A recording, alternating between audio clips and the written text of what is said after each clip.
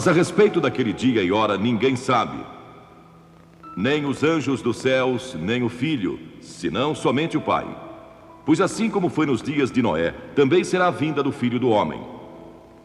Porquanto, assim como nos dias anteriores ao dilúvio, comiam e bebiam, casavam e davam-se em casamento, até ao dia em que Noé entrou na arca. E não o perceberam senão quando veio o dilúvio e os levou a todos. Assim será também a vinda do Filho do Homem. A pergunta que eu quero fazer hoje é esta, e eu vou respondê-la de acordo com a Bíblia. O mundo vai chegar a um fim? O mundo vai chegar mesmo ao fim um dia? Há pessoas que acham que alguns de vocês jovens que estão aqui hoje verão esse momento. Talvez aconteça durante nossa vida. Metade dos americanos entrevistados para uma pesquisa há 2 meses declararam acreditar que uma guerra nuclear vai acontecer em nossa época.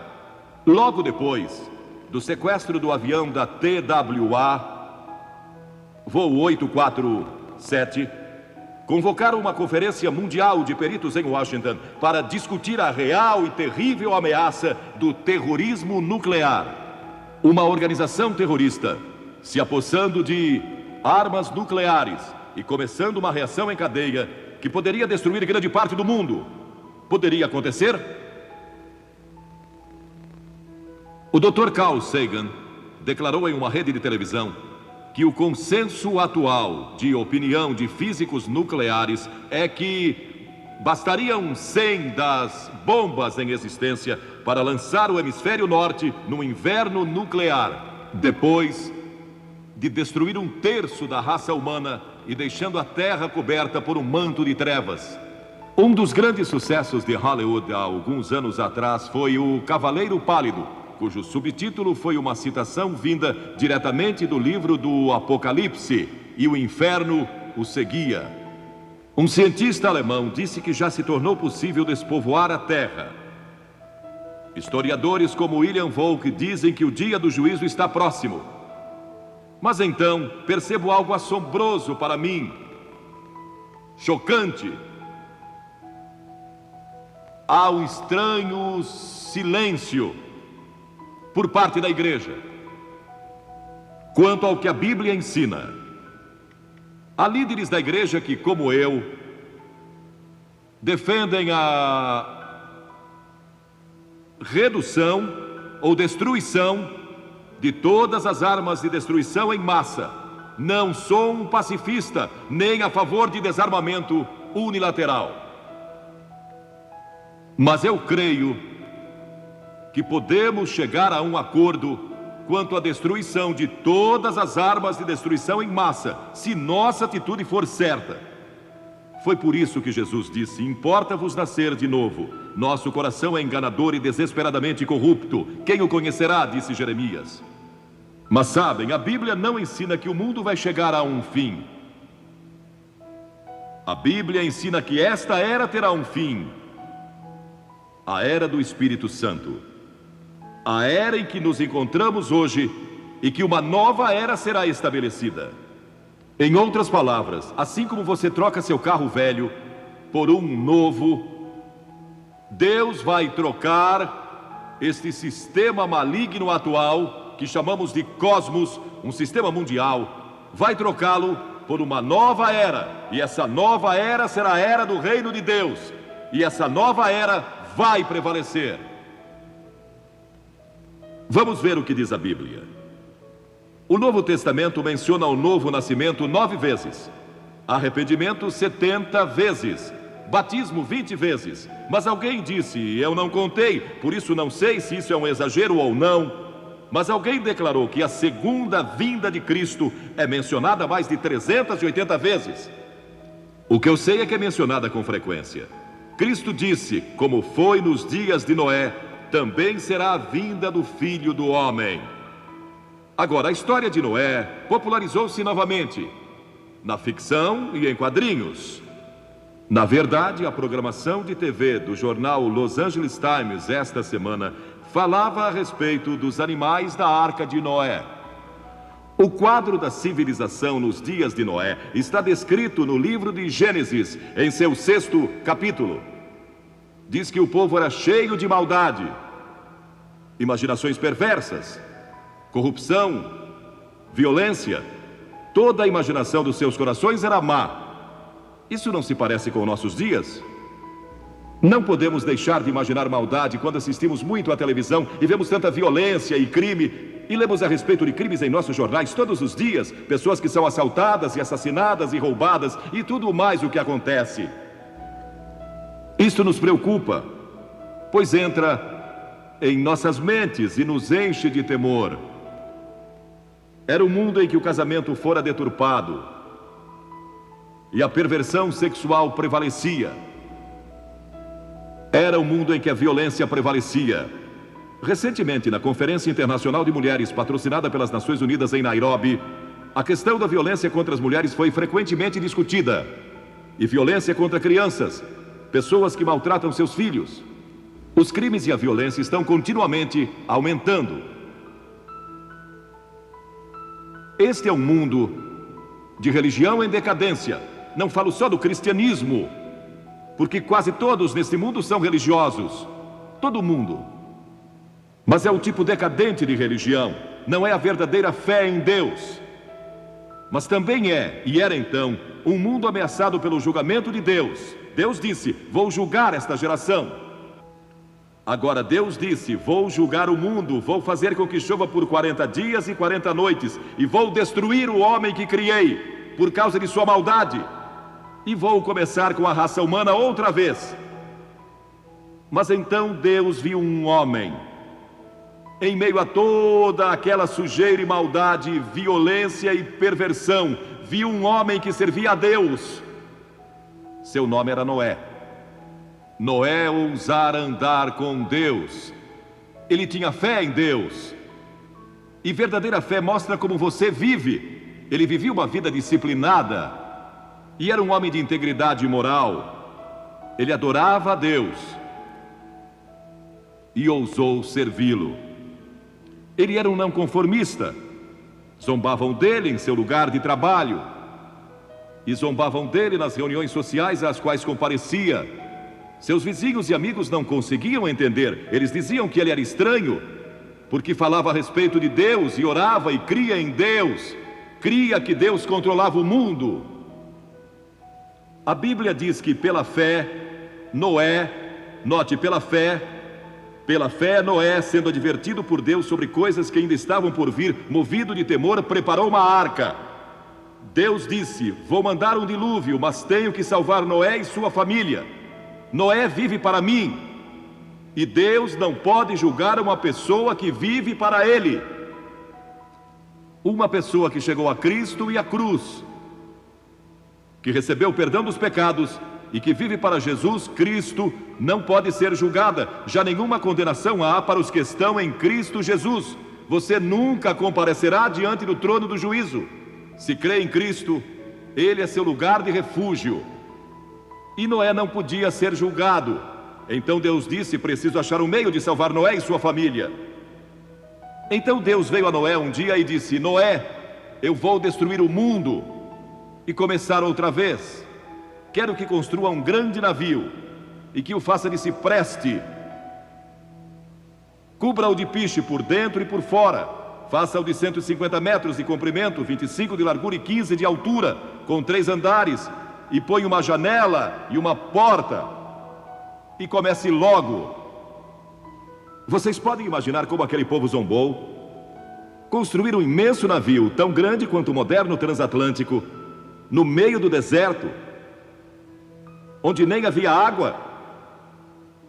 Mas Noé, eu imagino, era membro do sindicato, então conseguiu alguns operários. E começaram a construir aquele navio. E imagino que tenha se tornado uma grande atração turística, como a Disneylândia. Pessoas vinham de todo lugar para ver aquele homem maluco, construindo um navio no meio do deserto. E sua única base era a palavra de Deus, nada mais. Agora, hoje em dia, você e eu temos a palavra de Deus que prediz o futuro juízo de Deus sobre o mundo. Mas também temos todas as evidências científicas do que pode acontecer. E provavelmente vai acontecer, de acordo com muitos dos nossos cientistas e líderes políticos. E se houve uma época em que o coração dos homens tremeu de temor devido à incerteza do futuro, sem que ninguém soubesse o que fazer, é hoje. E se não encontrarem uma resposta, adeus. Isso se Deus não intervir. E é exatamente o que vai acontecer. Deus vai intervir. Cristo vai regressar. E esta é a gloriosa esperança que todos temos no coração.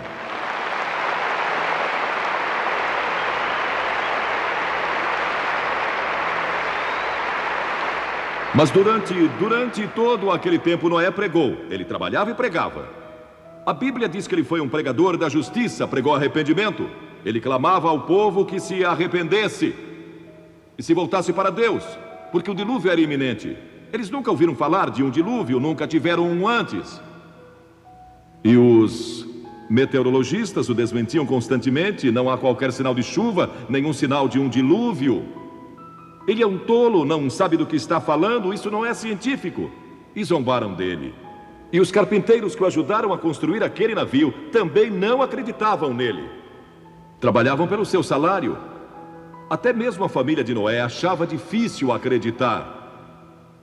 Mas Noé não vacilou. E Deus não falou mais com ele por 120 anos. Pensem só nisso. Ele recebeu uma mensagem do Senhor e acreditou nela, aceitou-a pela fé. Isso mostra a extensão da sua fé.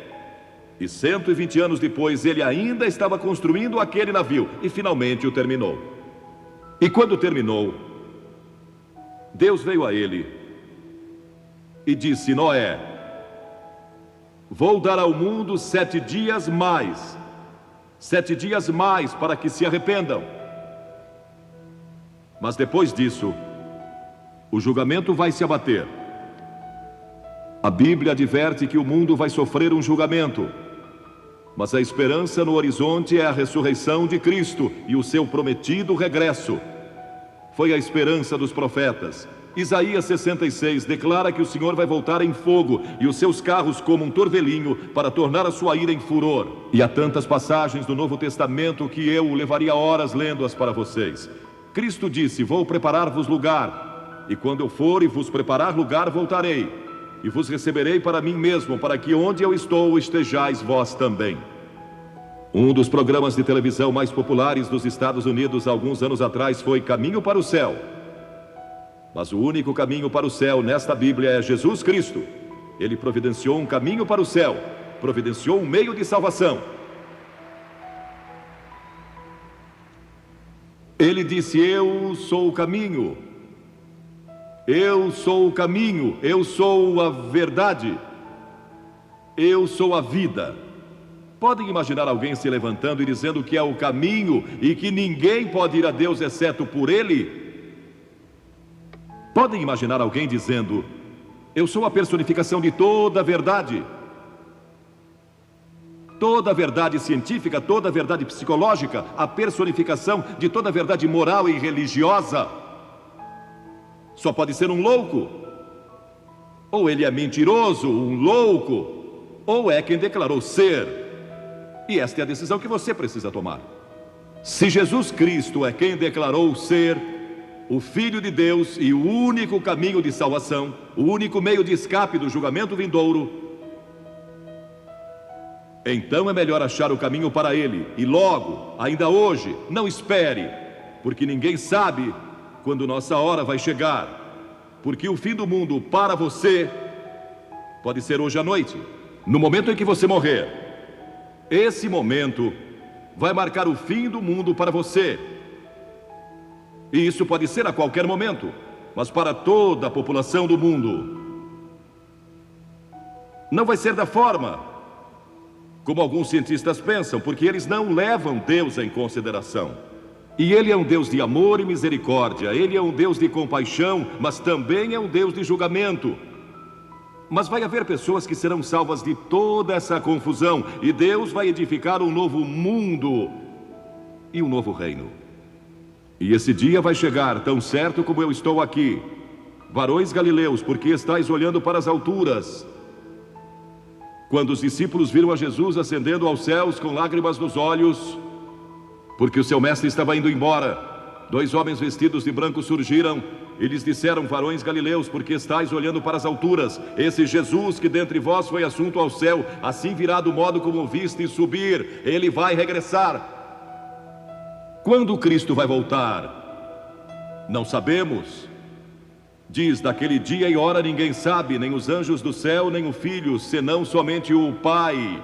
Mas Cristo disse: estejam preparados, porque na hora em que menos esperarem, o Filho do Homem vai voltar. Você está preparado? Está preparado? Fique em silêncio por um momento e pense nisso. Está preparado? Em Amós 4 lemos: prepara-te para te encontrares com o teu Deus. Você diz: o que devo fazer para estar preparado? Já fui batizado, pertenço à igreja. Não é disso que estou falando. Isso é ótimo, é necessário. Mas você realmente recebeu Cristo em seu coração como Senhor e Mestre? Você se arrependeu? Arrependeu-se dos seus pecados? Arrepender-se significa mudar de direção, mudar sua vida, suas atitudes, a respeito de Deus, de si mesmo e dos outros. Significa um novo estilo de vida sob o senhorio de Jesus Cristo. Significa amar os oprimidos. Você vai ter um novo poder para amar pessoas de outra raça. Significa que Deus vai entrar em sua vida, na pessoa do Espírito Santo, dando-lhe poder para amar e ter paz interior e ter propósito e significado na vida. Significa céu nesta vida, bem como na vida futura. Significa que Deus vai ajudá-lo em seu casamento. E para vocês jovens, Ele vai ajudá-los a escolher a pessoa certa para se casarem. Há tantas coisas que vão lhe acontecer quando você aceitar a Cristo. Isso é arrependimento, é mudança. E você vai ter que deixar muitas coisas erradas em sua vida. Deixá-las. Tem que pagar um preço. Não é fácil. E não estamos oferecendo uma graça barata e conversão fácil e seguir a Cristo sem sacrifício. Jesus disse: quem quiser vir após mim, negue-se a si mesmo e tome a sua cruz. Não vai ser fácil. Paulo disse que todos que quiserem viver piedosamente em Cristo Jesus serão perseguidos. Você será rejeitado por muitas pessoas do mundo. Muitos não vão entender e vão zombar de você como zombaram de Noé. E sua fé precisa estar em Cristo. Ela não precisa ser forte, sua fé não precisa ser grande. Pode ser do tamanho de um grão de mostarda, que mal pode ser visto, mas se for colocada em Cristo é suficiente. Então você se arrepende e crê e entrega sua vida a Cristo. Está pronto? Está preparado? Você veio a esta reunião hoje provavelmente pensando que vai viver muitos anos, mas você não sabe. Na Inglaterra, no ano passado, uma mulher estava a caminho do estádio e tinha resolvido que naquela noite ia se decidir e entregar sua vida a Cristo, mas teve um ataque cardíaco a caminho do estádio e morreu. Espero e oro que ela tenha tomado uma decisão nos últimos momentos de vida. Não espere, tome sua decisão agora. Talvez nunca mais vejamos algo assim no sul da Califórnia. Talvez nunca mais haja um momento em que você esteja tão perto do reino de Deus como hoje. Em outra cidade da Inglaterra, no mês passado, soube de um homem que foi morto num acidente de carro, e isso depois de entregar sua vida a Cristo uma semana antes. E sei que ele está muito grato agora por ter tomado aquela importante decisão por Cristo. Soube de uma menina de 5 anos de idade que ia visitar seus avós e ia viajar sozinha de avião pela primeira vez. E a mãe combinou que o avô iria pegar a menina no aeroporto quando chegasse. E durante o dia, em meio à emoção dos preparativos para a viagem, a mãe assegurou à menina de que o avô estaria no aeroporto quando ela chegasse lá.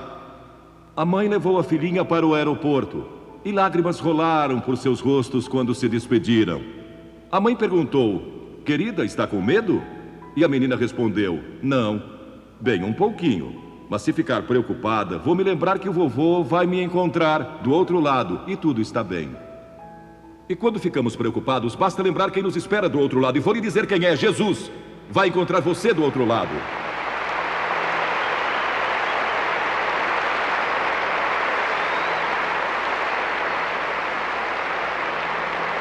Você pode se decidir hoje. De Sheffield, na Inglaterra, no mês passado, uma senhora me escreveu que há um ano atrás seu casamento de 21 anos estava se desmoronando. Os papéis do divórcio estavam assinados. O marido estava nas passeatas da greve dos mineiros. E a família tinha que viver do seu salário de enfermeira. E ela estava tendo um caso com outro homem. Sua filha estava tendo sérios problemas emocionais por causa de desemprego e da situação familiar. O filho de 13 anos já estava envolvido em crimes. E um ônibus com um grande slogan passava por sua casa todos os dias e dizia: Billy Graham, vale a pena ouvir. Foi o que usaram como slogan daquela cruzada em Sheffield. E passava pelo lugar das passeatas, onde estava o marido, dia após dia. E aquilo perturbou-o tanto e não o deixou em paz. E finalmente ele não aguentou mais e disse: vamos lá, vamos ver o que esse Billy Graham tem a dizer. E com relutância foram com ele para ouvir o Evangelho. Eles todos aceitaram a Cristo. Foram perdoados, transformados, e seu amor foi restaurado pelo poder do Senhor Jesus Cristo. E isso pode acontecer com você hoje.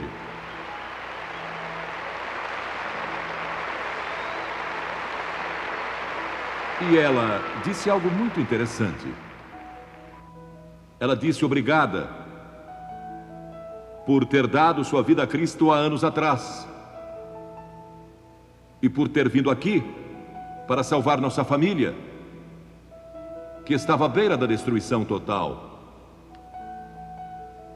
Uma mulher aqui veio para rededicar sua vida a Deus, para que Ele a ajudasse a vencer a amargura que tinha contra seu marido, que a abandonou, e então voltou sem sequer pedir perdão. E enquanto estava sendo aconselhada, ela olhou por cima do ombro do conselheiro para esta parte do estádio e, assombrada, disse: lá está meu marido. Ele veio à reunião, ouviu a mensagem e entregou a sua vida a Jesus Cristo. E eles saíram do estádio com os braços em volta um do outro. Isso é o que Cristo pode fazer.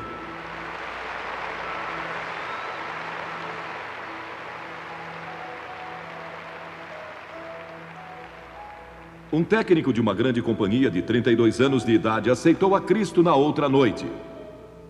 Ele disse: o dinheiro se tornou um obstáculo entre Cristo e eu. Quero entregar a Ele meu amor pelo dinheiro. Quero que Ele seja o Senhor da minha vida. E um estudante da universidade aqui disse: vi todos esses cristãos que pareciam tão felizes e pensei: algo está faltando na minha vida. Vou até o estádio para ver o que é. E ele veio e encontrou em Jesus Cristo como seu Salvador e Senhor. Um jovem de 21 anos, que nasceu na China e cresceu na Coreia, veio esta semana ao estádio aqui em Anaheim e deu sua vida a Cristo e disse: eu devia ter feito isso anos atrás, mas eu não sabia. E eu podia contar história após história, temos pilhas delas, de conselheiros relatando o que está acontecendo aqui e agora e que pode acontecer com você hoje. Você diz: Billy, você tem convidado as pessoas a virem à frente para tomarem uma decisão, mas não pode fazer isso com todo esse povo aqui. O que vai fazer? Pois vou explicar, tudo está planejado. Vou pedir que ninguém saia deste estádio agora. Isto é muito importante. Vamos fazer silêncio. Todos quietos. Eu peço às pessoas que venham publicamente, porque toda pessoa a quem Jesus chamou, Ele a chamou em público. Ele disse: se você não está pronto a me confessar diante dos homens, tampouco eu o confessarei diante do meu Pai que está nos céus. A única exceção a isso teria sido Nicodemos. Não sei ao certo se aquela foi a noite em que ele tomou sua decisão. Ele foi ver Jesus à noite. Mas todos os outros a quem Jesus chamou, Ele o fez publicamente diante de todos. Vou pedir que você tome uma decisão por Cristo diante de todos. Hoje. Não vou pedir que venha até aqui à frente, como fizemos nas outras noites. Aqui não há lugar. Mas vou pedir que faça algo que talvez seja ainda mais difícil, e espero que seja, pois quanto mais difícil, mais vai significar. Vou pedir que curve a cabeça e que ore em silêncio. Ore pela pessoa à sua esquerda e à sua direita, e atrás de você e à sua frente. E então vou pedir que cada pessoa aqui que não tem certeza se já nasceu de novo, não tem certeza do perdão dos pecados, não sabe se vai ao céu quando morrer, e quer ter a certeza, quer abrir seu coração e deixar Cristo entrar e está pronto a se arrepender dos seus pecados e recebê-lo pela fé como Salvador e Senhor. Ele disse que a todos quantos o receberam, deu-lhes o poder de serem feitos filhos de Deus, aos que creem no seu nome. Se com a boca confessarmos a Jesus como Senhor e no coração crermos que Deus o ressuscitou dos mortos, seremos salvos. Vou pedir que se levante onde está, como um testemunho silencioso. Levante-se e fique de pé por um pouco. E então vamos todos orar juntos daqui a alguns momentos. Eu tenho uma palavra especial para você e vou orar com você. E então pode sentar-se outra vez. Mas vou pedir que se levante onde estiver. Centenas de vocês, milhares talvez. Levantem-se. Onde estiverem, ali em cima, nas arquibancadas. Não aplaudam, por favor. Se tomou a decisão, levante-se onde você estiver.